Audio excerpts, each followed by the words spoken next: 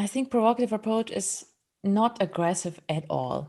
Nothing. It's the most empathetic approach that I have known. I think this is very empathetic, and it's always a misunderstanding that when you hear provocative, that people think, oh, this is aggressive. I just punch the client in the face and then he's better or she's better. And that's not it at all. It's this non-verbally very positive and trusting attitude that you have towards the client, because non-verbally, and then you can say everything. You can be very, very aggressive, but then it's not aggressive.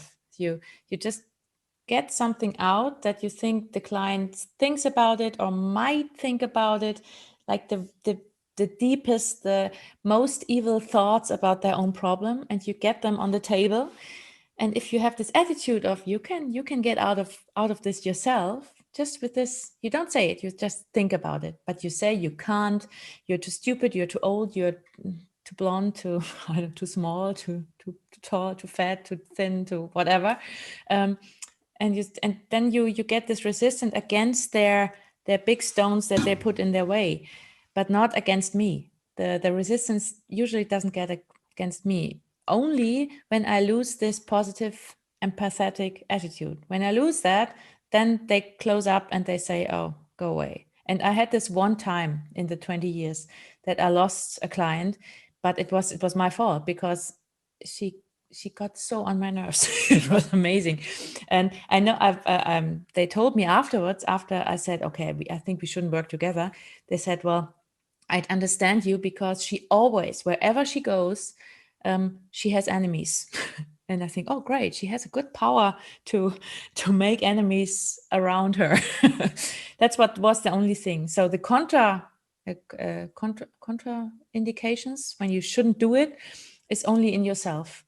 It's not in the problem, because Frank Farrellego, he worked in psychotherapists, like in a mental hospital with really, really bad and worse and difficult cases. And he did the provocative approach. He invented it there, and he managed sometimes that people got out of the hospital because he worked with them.